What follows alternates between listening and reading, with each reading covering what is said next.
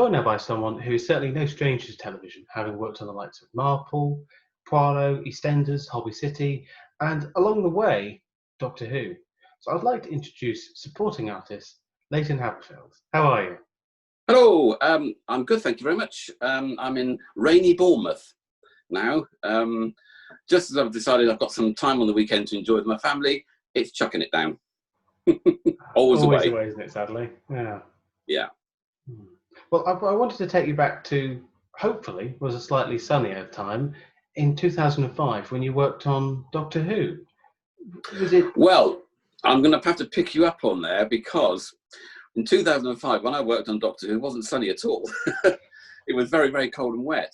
But you might be thinking of the summer, August 2004, when I did an episode of Rose. Is that the one you were thinking of? Yes, yeah. Right. Now that was a lovely day. If you don't mind indulging me, perhaps. Very quickly, I've been doing work as an extra, film extra, sporting artist for a couple of years, including some small acting roles. And I got tipped off, shall we say, by a colleague in the industry that the main extras agent for Doctor Who was on a 2-week holiday. So they farmed the work out to another lady in Devon who was desperate for people to go to Cardiff. So I rang her up and said, "Oh, I'm an experienced extra. I understand you need some Doctor Who people, well, people for Doctor Who, I should say." And she said, "Yes, a restaurant scene, so I need diners." She said, "I just need people with smart gear, a mixture of men and women." I said, "Well, I can supply the men," which probably sounds the most bizarre thing you could say, couldn't it? "I've got some men up front." I said, "As it happens, I've got 3 pals who are also film extras, and I've just bought a new car, and it'd be lovely if we could all go up together." So she said, "Desperately, please, in the next hour, could you send me their photographs? I've got to fill this slot for Sunday," and this was like Thursday. So I rang my mate Russell Cook, Ian Jennings, Nick Wade, who's subsequently also done a few other Doctor Who episodes, and we all bundled in a car at like 6 a.m. from Bournemouth and drove on a Sunday to Cardiff. Now, you get up that early, most people in Wales are still in bed, so it was a very easy drive. So we rocked up about 8 o'clock, and we parked wherever we parked, and then they took us onto the what they call a dining bus, where we basically sat on our backsides for a few hours. Looking out the window, I saw a chauffeur-driven car pull up, and Billie Piper get out in a dressing gown and rollers in her hair. So that was quite a nice sight for first thing on a Sunday morning. So she was going into makeup to be sort of done up. Now, this is the funny thing. For those who don't know, I am a Doctor Who fan. I love the show. My mate Nick is a big Doctor Who fan. He's even built his own Dalek and K9 and a TARDIS console. And my mate Russell is a massive Doctor Who fan, and he's a writer and a voiceover artist. So we were desperately making sure that we didn't behave like fans, getting excited. So we just sat on the bus pretending to be, "Oh, what's this Doctor Who then? Is this something new?" You know, and the what they call a runner or third assistant director came on the bus and just said, "The brief is, chaps, we're going to be in a dining room. The Doctor comes in. So you just having a meal, you ignore everything in the background, and there's a bit of a kerfuffle, something happens, and the table comes off, and it turns out that Billie Piper's boyfriend is actually an alien replica of him." And we were like, "Oh, I wonder what that could be." And they said, "Yeah, something called the Nestines." And we were like, "The Nestines? I've never heard of them. I wonder what they must be new." So we were just like that, you know, and all the rest of the Welsh people going, "Oh, I wonder if there'll be Daleks on it, so they'll save them in."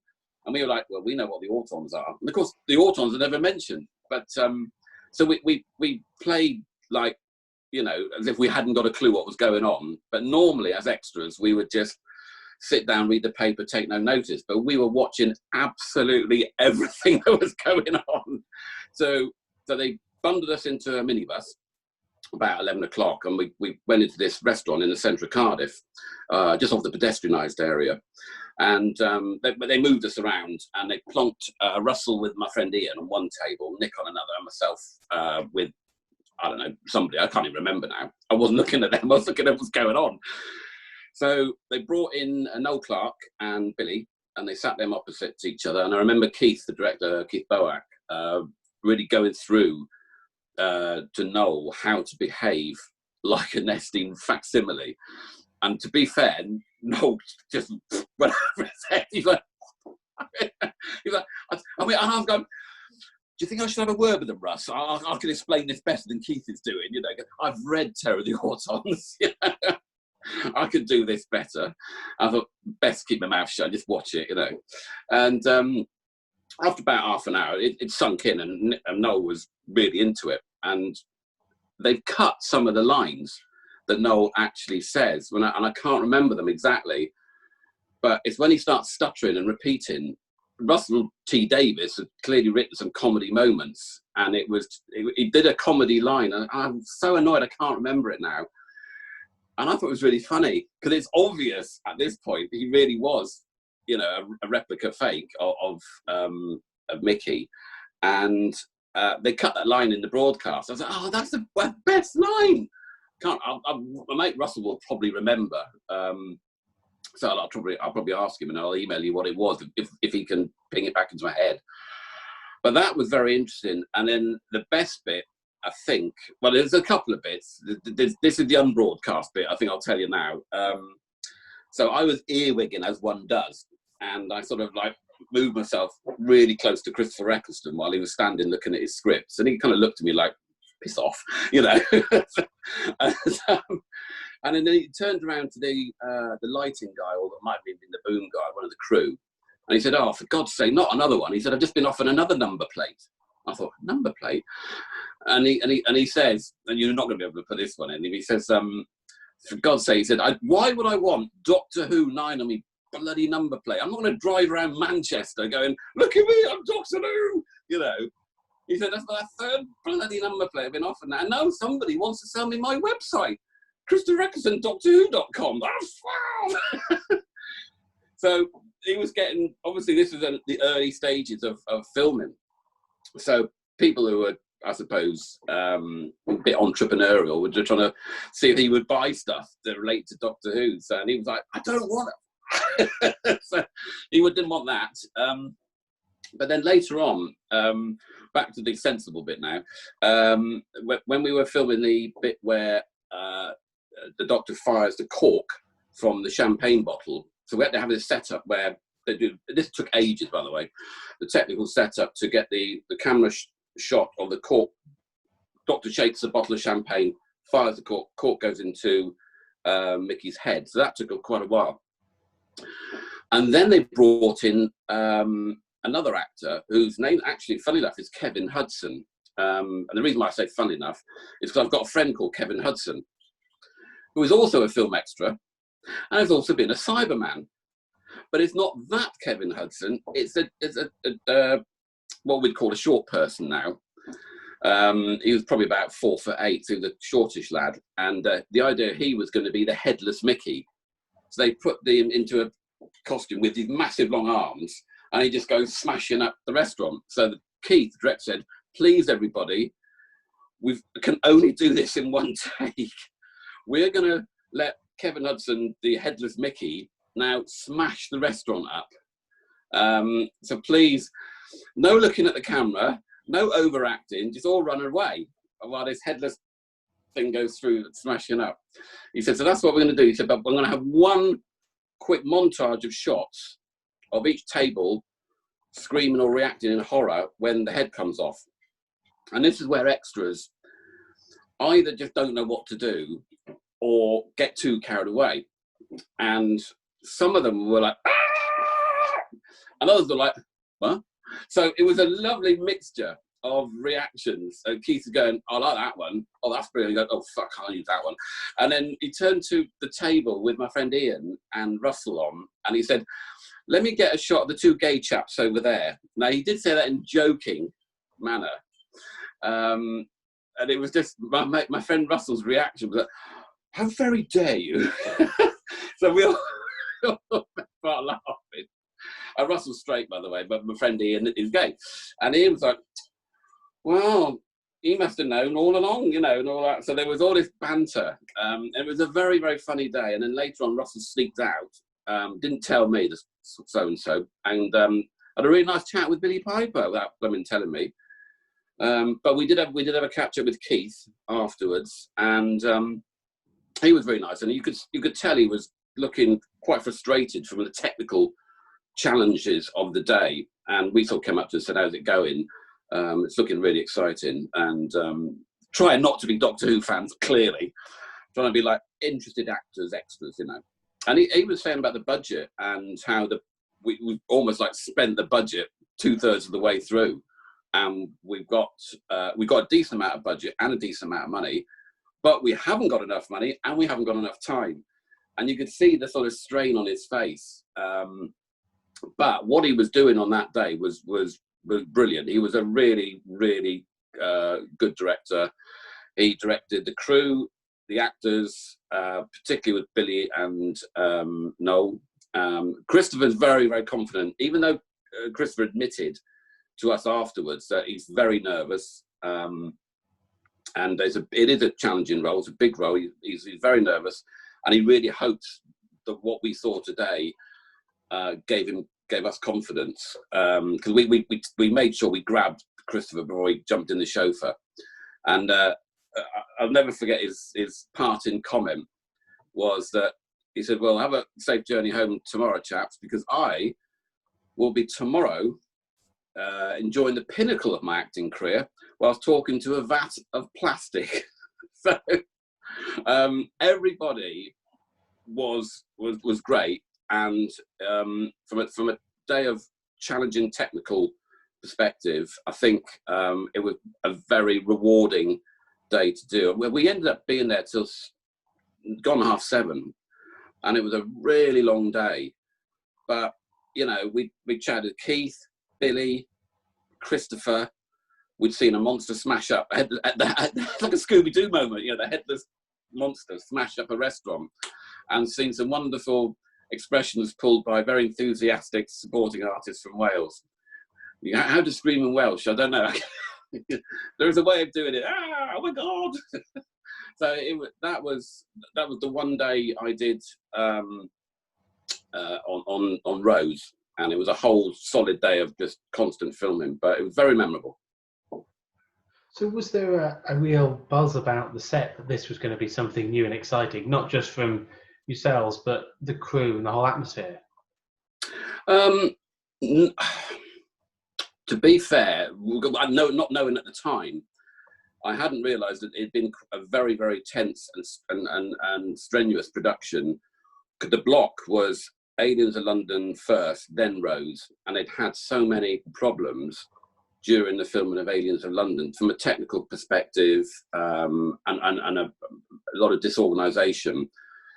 And I wondered if it reflected on why Christopher was a little bit tetchy, although you couldn't fault his performance at all. And also, you know, they were doing long days, 5-6 days a week, 12-hour days plus.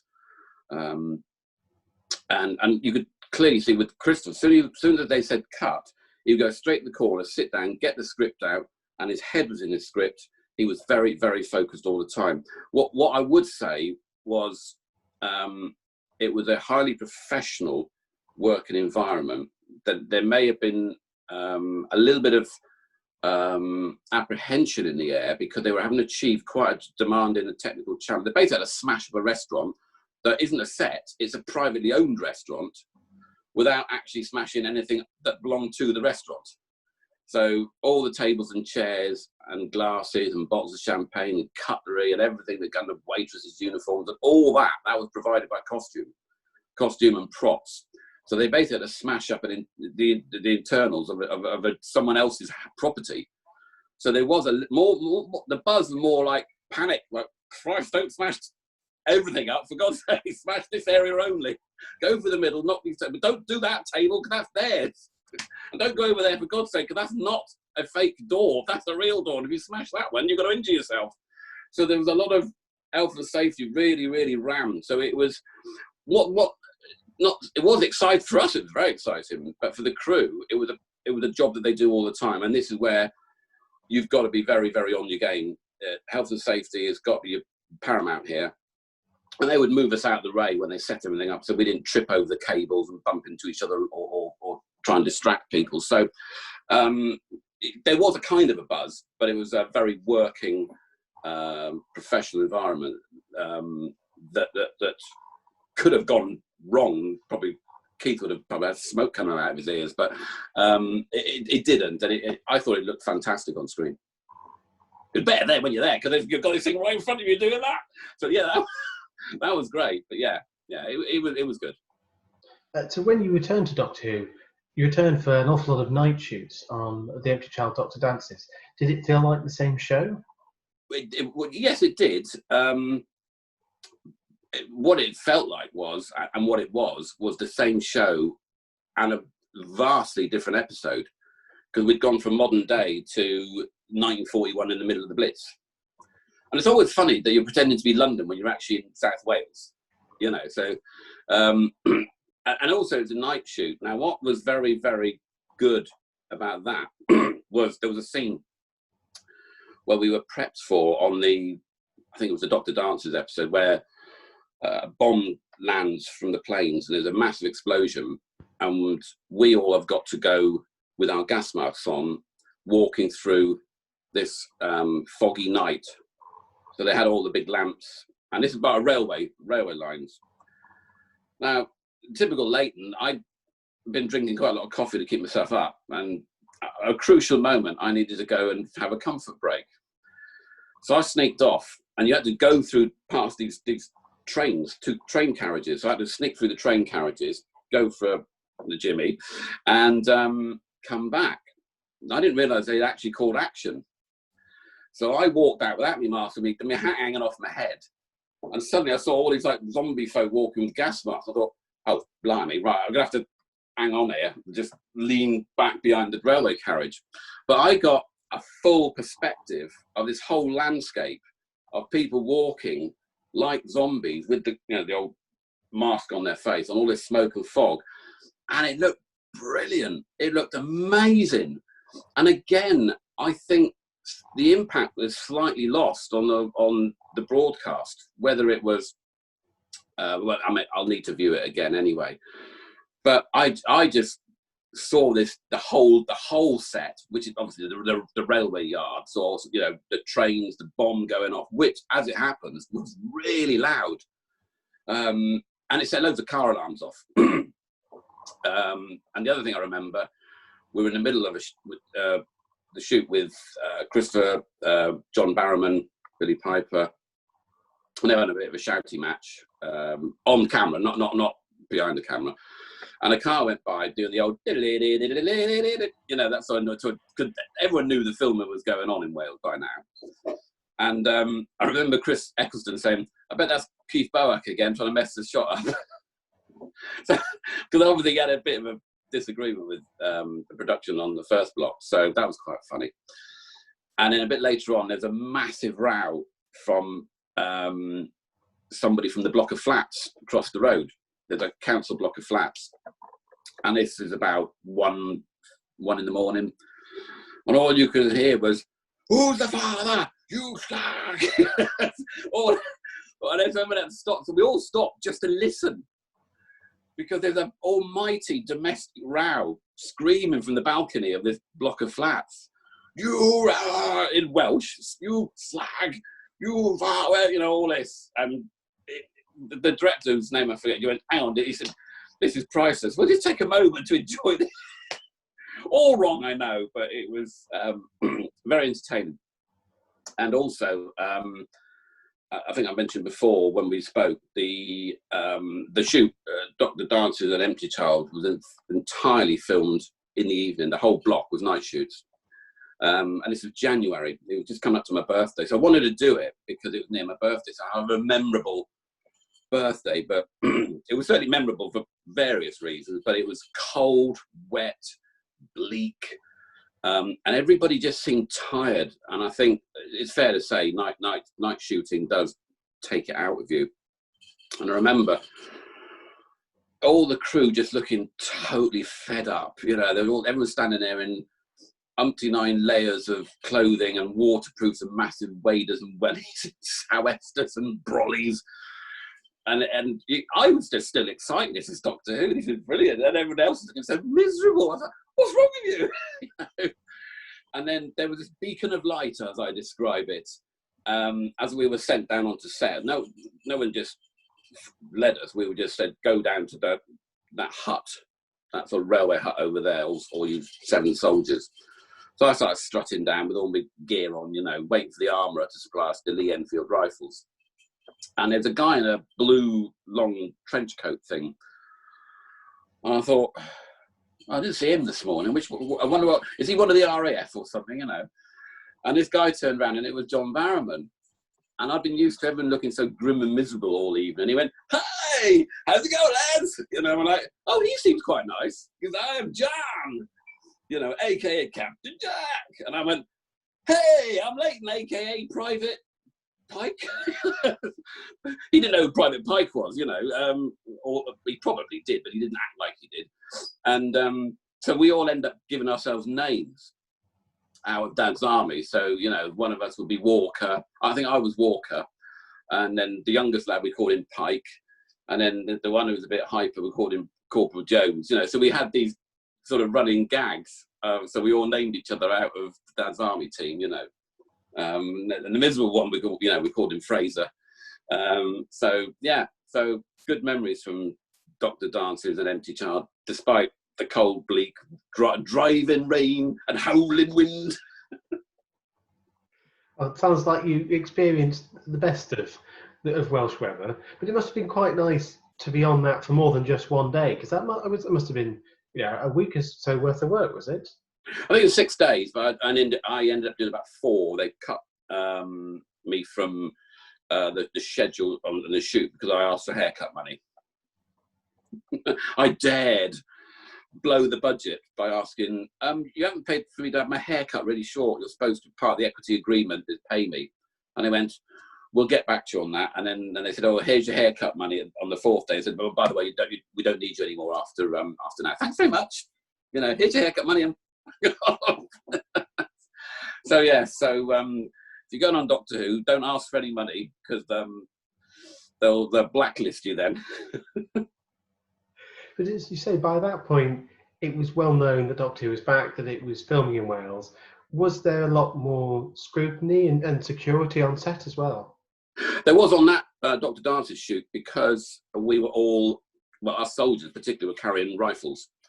And although these were what's called DEACs, so deactivated rifles, but you could still put a magazine in the round. So we were rehearsed, loading bullets, pulling the chamber back, etc., and then pointing the guns at Nancy. So there was security there because of the fact that they had an armourer there with a van full of Second World War pistols, rifles, grenades, gas. There was an armourer. There's a whole load of military kit, and obviously the special effects guys were blowing things up as well. So there was more security, but it didn't stop people from the public getting in there. I mean, there was a father and son sneaked onto the railway yard, and the son's going, "Whoa, where's Billy? Where's Billy? Whoa!" And I went, "Well, she's over there, mate, but you won't get anywhere near her, because we're her guards. Now clear off." But you're not allowed to point your gun at anybody. That's a sackable offence.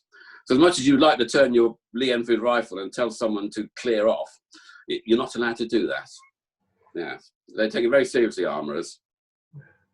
So was the atmosphere on set still quite nervous that, would the show be a success, or was there a buzz amongst the production? Well, I wasn't aware of the background reasons. I just turned up, and they're not going to tell you. They're not going to gossip with you. I just noticed that Christopher was just basically doing his lines, and that was it. He wouldn't talk to anybody. Apart from that rather amusing remark where he said, "Oh, I think that's Keith Boak coming over again," which he said quite dryly. So I think it was the tiredness had set in, because they've been shooting since July. So this is now end of January. So they probably only had maybe a couple of weeks off at Christmas. And it was a 13 episode block, wasn't it? So I think and also Christopher was in nearly every day. So he was up early all the time, and he's having to shave every day. And I know what it's like shaving every day. I like me stubble. So Yeah, I think he was finding it the shoot quite tiring, and night shoots do take it out of you. I mean, I drove home on the last night, and 2 in the morning, I think, and I'd never seen the M4 so deserted. So it was like a zombie apocalypse. I've seen all these like zombies in gas masks, all walking through the smog and the smoke and the coloured bombs and everything. And then again on the motorway that was deserted, it just felt like I'd driven away from the Welsh zombie apocalypse. When you're booked for a certain amount of days, are you told what the part is, what the scene is, or is it very much you find that out on the day when you get there? What tends to happen is you're asked for your availability. Now, obviously, at this particular time, security wasn't so crazy. We were told it's Doctor Who. We knew it's Doctor Who. And we were told we'd have to have a haircut because it's a period setting. So that's all you get told. So when it turned up on the day, I'd let my hair grow because I knew I was going to get a haircut and get paid for it, or so I thought. And you get put into costume on immediately arrive. So it's very obvious. It's, and they said it set you in the Blitz. And that's really all they're able to tell you. And could bear in mind, on a lot of programs like Casualty, for example, you'd go into the waiting area and the scripts would be all over the tables. You could pick up a script, have a read of it, stick it in your bag, take it home. Fine. They call them call sheets or sides, and they're available for anybody extras to look at because there might be a lot of key scenes that they need nurses running or ambulance med, etc. But with Doctor Who, everything was in lockdown. There was no scripts available. Everybody who, as a cast member, had their script and their name stamped on the top. So you couldn't just leave your script around. You'd actually get in real trouble. So I couldn't see or read anything that was going on. We had to be fed the information from the second assistant director. And he would tell us so much. He said, no, this is going to go on till potentially 2 in the morning, 2:30. You might not be needed for all of it, but the block is 4 till 2, 4 in the afternoon till 2 in the morning. As a fan, it must have been fantastic then to come back and work alongside David Tennant as well. Well, funnily enough, that came about through a different agency. So I was very surprised. Obviously, there was what sometimes can happen in a long-running production company. Certain members of crew will finish on a show, for example, Silent Witness, and then they'll have a few weeks off, and then they'll go straight on to this, say, Waking the Dead, and then they'll have missed the chance to go back to Silent Witness because it wasn't commissioned in time. So then someone else comes in on. So, for example, basically somebody else took the role of the second AD for a block on Tooth and Claw. I think the second AD at the time might have been Stefan Morris, might have been on holiday or unavailable, sick, or whatever. So this particular assistant director, her name was Lindsay, Scottish lady, might be Lindsay Muir, I can't remember, but she was lovely, really, really nice. She basically used a different agency. And this particular agency hadn't long been running in Cardiff. And I got the call because of military experience. And they said, we want some extras who are good at marching. All right, put me hand up for that. Yeah, I'll do that. 4 days, Doctor Who, but there were 4 days in 4 weeks. So 1 week would be Tuesday, then the following week would be Thursday, and then it was 2 days, like a Wednesday and Thursday, the week after that. So I went down, and this is the funny thing, and this is what I thought was really interesting, actually. So I was given the location to head towards, and it turned out to be, believe it or not, Newport, the ITV studios. So the irony, we are filming Doctor Who, and it's the interior of the house, the Victorian house that the Queen Victoria visits. So it's the insides. So this was Newport. It was just off the M4. It was a good one for me because it wasn't deep into Wales.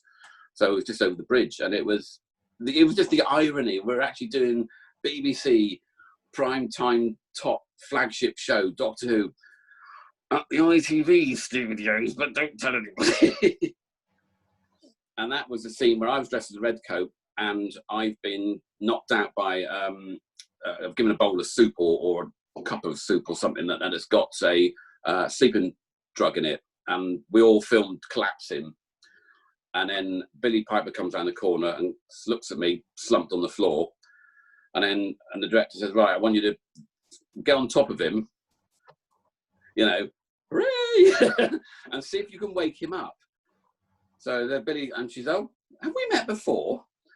And I'm like, yeah, we did actually, on The Empty Child. She went, yeah, I remember you. She said, you've gone back in time. So, you know, yeah, I was in the army in the 1940s, and now I'm in the army in the 1880s. Yeah, that's me. Yeah, time-traveling British soldier, yeah, you know. And then that was great. So I had basically Billy Piper leaning right over me into, you know, trying to wake me up. And at that point, then one of the monks grabs her from behind and pulls her away. And I kept saying, I'm not sure, can we do this again? And then Euros, who was like, yes, I think we'll do one more shot. I was like, thanks, Euros. And then Billy Piper was on top of me again. And I said, I'm not happy. Any chance we could do that again? And Billy's like, now you take the mic, mate. Go on. At which point, Peter Bennett came over and kicked me. Went, piss off for a coffee. Clear off for a coffee. Or something like that, you know. Yeah, so Peter Bennett, a lovely fellow, but would often kick me up the backside or tell me to clear off. In a nice way, but assertive. And he went on to be a producer in the end. So does it still feel like an exciting show to be on? You know, was it still? It was a different atmosphere altogether. It was very energised actually, because Eros, however you pronounce his name, he'd done the End of the World one, and so he was back. So people were really pleased to see that director returning. So that was noticeable, and I'd worked with Peter Bennett on various shows, so it was, for me, it was nice because I was seeing people I'd worked with before. I'd also worked with David Tennant on the Quatermass Experiment live. Now, here's the thing. This was just before they announced David Tennant was going to be the Doctor, and knowing that Mark Gatiss is a massive Doctor Who fan, and I've worked with Mark before, I sort of sidled up to Mark and went, come on, spill the beans, it's David, isn't it? And Mark said to me, I can't confirm or deny that, but David might like to confirm or deny it once he's told them that I'm to be the Doctor after him. So, and then David went, I can't say anything, timey-wimey, thingy, whatever, you know. He didn't say that, but he said something like, he dropped a Time Lord type joke into the conversation, but that only a Doctor Who fan would get. You know, something like that, you know, and then it was obvious that, you know, this was after he'd done Casanova, and then he was going on to do Doctor Who, and between that he was doing the Quatermass Experiment. That was a live episode, so that was fraught with tension and excitement. So I was one of the press, being briefed by Mark Gatiss's character, and then we all had a big champagne celebration at the end of the episode, and that's when I sort of made sure I spoke to David, and I kept having a bit of a dig at him. Come on, you know, you know, what's your costume going to be? He's like, I'm not, no. And I, what would you want? Your Victorian costume, Edwardian maybe? And Bessie coming in, don't stop talking about Doctor Who. But yeah, that was really good. But it was, like I said, it was a different atmosphere on Tooth and Claw. It was day shoots, which is nice. There were some stunt coordinators and fight sequences. A lot of green screen for the guy doing the werewolf. So you had a long pole with a tennis ball and a cross in it. So that's the eye line for the werewolf. So we'd have to look up and go, whoa, you know, up there. So it was, again, another technical job. And I'd always joke with my friends about this, because there's a few film extras, and we have a little running gag between each other, is see if you can get yourself in shot when you shouldn't be in shot. So there's a scene where Billy Piper and David Tennant are walking down this hill with the horse-drawn carriage ahead, and they're talking about Victoria, and Rose is trying to say, I wonder if I can get her to say, we are not amused, you know. And I'm hearing the whole conversation, and I thought, I think I'm going to have to up the pace of my marching. So because I've worked out where the camera is cutting to, so I thought, if I increase my pace very, very slightly, I'll get in this shot. So you'll see everyone else walking steady, and there's this one Redcoat, slightly quicker than the others. So I'm coming in to keep myself in shot, because I've got a massive moustache. You wouldn't know it was me, but I know where I am. So I want to see myself, stonking along the hillside. And I made it into the shot. So that's always a bonus, There's a couple of shots of me where the camera cuts to me a few times, but he does tend to fast edit. So these are very swift, quick cuts all the way through. So you do get to see me, but you got to pause it, Because I was going to say that across a lot of your work, you're very noticeable. Some supporting artists are deep in the background, or it's a blink and miss it. But in a lot of your work, either you've got a talking part or you're featured. So obviously that trick pays off then.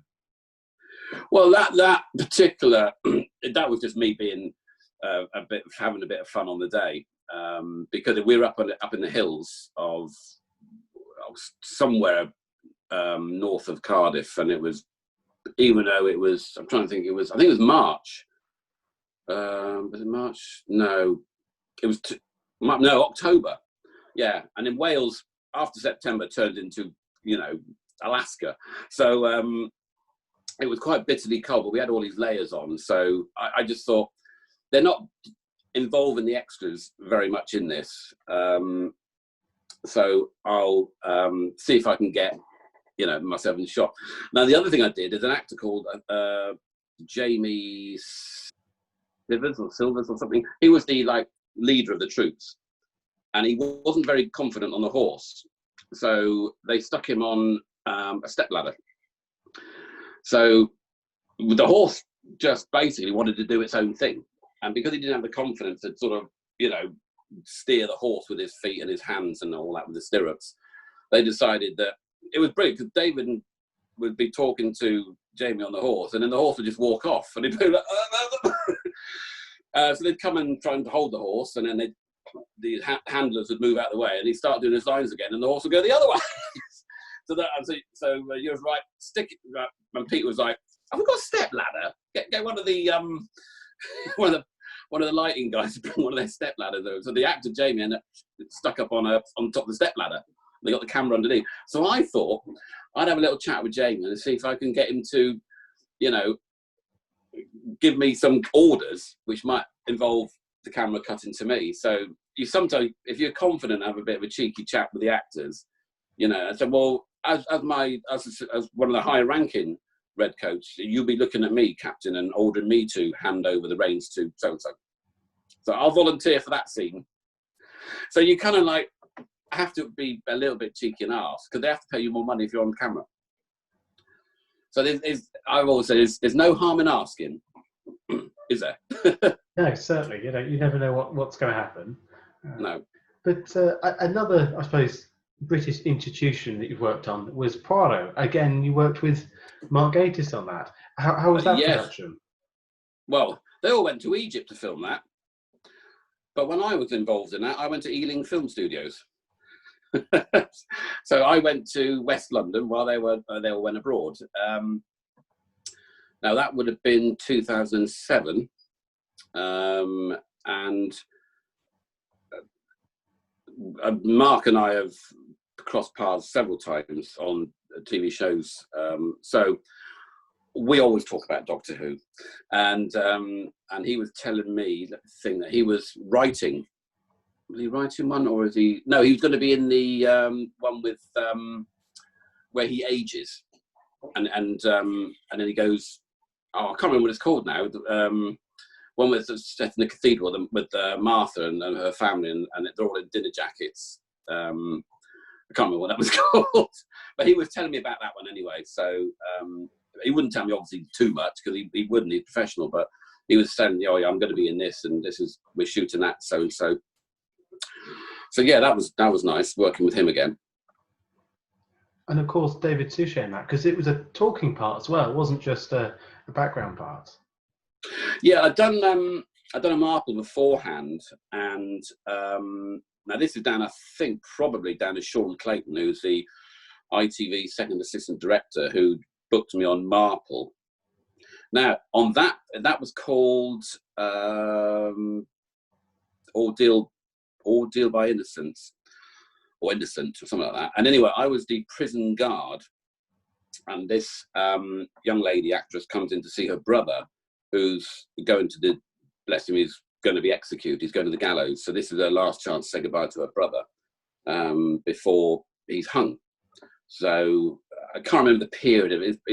Yeah, obviously it's a Marple one, and the lady director had been an established ITV director for years and years and years, and she was quite a battle axe and quite cantankerous, and she would change her mind mid-shots and decided to do things differently, and the crew would go, oh, for God's sake. And I remember, is it Bern Gorman, the guy from Torchwood? Yes, yeah. Yeah, he was at the coffee table, and he said, hello, mate. He said, have you done your scene yet? I said, no, but I've been watching it with interest. He went, yes, it's very interesting, this job, isn't it? I went, it blooming well is. Because we were in the middle of setting up for this wide, and she said, right, okay, action. And then she's going, no, why aren't we close up to so-and-so? And then went, because we're doing the wide. She said, well, I want the close-up. And they were like, well, you just told us we'd do a wide. No, I didn't. They're like, yes, you did. So the crew would have to put everything down, change the lens. She goes, come on, I told you he's going to want a close-up. They go, no, you wanted a wide. And then she would do the close-up. She'd go, well, I can't see everything. I need to see the whole table. Then they were like, well, that's why we need to do the wide shot. No, you could do it as a close-up. You just, and they were like, ah! You know, so there was so much more, there was hilarious tension. And Bern Gorman looked at me, kept winking at me like, you know. And then they said, right, the scene with the prison officer now. And I thought, here's my bit. And then basically, all I had to do was grab this girl and say, come on, miss, your time's up. You're going to have to go. And she said, no, I don't want to go. My brother's died. No. And I say, no, don't make a fuss. Let's just go. And I did very, very sort of, you know, politely and matter-of-factly. And she said, be more aggressive. But she couldn't have given me the instructions in a more aggressive manner. Be more aggressive. So, of course, you're almost like going from subtle to East End gangster mode. Come on, miss, you know. So I had to do this scene. And which, when it went broadcast, all you see is me grabbing her, and there's the back of me, and I go out of shot. And then they then redub the voice of me as the most deepest mega cockney you could ever hear. So my voice is cut, and someone else has been brought in to do additional dialogue they've paid for. So I'm going to do like, tall orders, come on, don't make a fuss. And it's just hilarious when you hear your line being spouted by someone else. And they did that on Poirot. I looked like Lofty. I don't know if you've ever seen Ain't Half Hot Man with little Don Estelle with a big pith helmet. Of course, I got one of them, haven't I? So I walked in and I say to Inspector Poirot, Monsieur, we've located the necklace. And he says, well, where was it? And I say, we found it in the tent belonging to the old lady. And then I look at Mark Gatiss, and Mark Gatiss's face like drops. And the director came over and said, I love that. He said, you look at Mark, and then Mark holds that look of guilt, which Poirot notices, and then Poirot dismisses you, goes, merci, and then I go out the door. So we did that a few times, and David Suchet said, oh, very good, you know. I like, because it was my idea to look at Mark Gatiss, and then Mark naturally reacted in the moment. There was no direction for me to look or Mark to react, but you kind of, because I've worked with him before, I know how good he is. I just did this as a copper, you know, looking at my boss and then looking at the guy who's interviewing, and then Mark just beautifully reacted with a massive look of guilt on his face, like, oh, they found the necklace or the watch or whatever it was. And then Suchet, being brilliant as Poirot, clocks me looking at him, clocks Mark Gatiss's reaction, and then immediately dismisses me and then gives him a thought, what's going on here? And they all loved that. And when it went out, they redubbed my voice again, even more posher. I can do posh. Oh, I found the necklace in the tent belonging to the old lady. And whoever they got in was the most ultra poshest royal family posh I've ever heard, you know. And so it's me, my mouth, the words coming out, and then redubbed in ultra posh. which is lovely because everyone says, "Gosh, oh, you could do some good accents, don't you, Leighton?" I went, "Oh yeah," but I still get paid for that episode time and time again. I've just got a bunch of payments in from Denmark and Sweden for speaking on Poirot, which is nice. Yeah. Oh yeah, fantastic. It's not many jobs that you get something for a job you did 10 years ago at least. But I suppose the joys of a Marple and a Poirot is that you're working with a fantastic group of actors, because they all, even the smaller parts, if they weren't then, are now great actors. That must be great to be amongst. Well, I've done quite a few shows where the people I've worked with have then gone on to bigger and better things. I've worked with Ben Whishaw 4 times, and he's always good. I'm just trying to think, so many people that you think, oh, I worked with them in 2005, and now look where they are, So yeah, it's been. I was very busy in the noughties, so from about 2003 to 2010 was my busiest period. I think you, as an extra, if you're a certain height and a certain build, you can fit into the period costumes. So, and you've got to have hair. They don't book, the costume and production don't book bald people or people with not a lot of hair for 1920s, 1930s. They seem to think that no one had bald hair. So they want to create the atmosphere so the audience recognises that this is the 1930s. So you all have the comb over the short back and sides. And no one can have a waistline over 36 if you're a male extra, because everyone was slim. There was no obese people in the 1930s because we all ate sensibly, and there wasn't takeaways or McDonald's or those sort of, not that I've suggested McDonald's is unhealthy for you at all, but it was a different world. It was a different period. So all the costumes that the costume suppliers provide are for people with relatively trim, slim waists. And some of the women are as skinny as you like, and even then they're often say, "Oh, you're too big, get someone else in." And he's like, blimey. But that's done me well because of the amount of period productions. Now with COVID-19, period productions are going to be less and less because of the amount of work that's involved in managing costumes. So actually, we're all kind of expecting a massive drop-off in the levels of work we're going to see in the future, because the whole production ways of making stuff has got to change dramatically. And I haven't had any offers of work to go back to yet, but I don't think anybody has. I think even the soaps are just doing two-handed scenes where it's just 2 actors in a house, or might even be, they might go out on Albert Square or Coronation Street, and there might be 2 people walking down an empty road just having a long conversation. So I think days of big crowd scenes for certainly for the short term are numbered or limited. And I've done a lot of police work as well as an extra.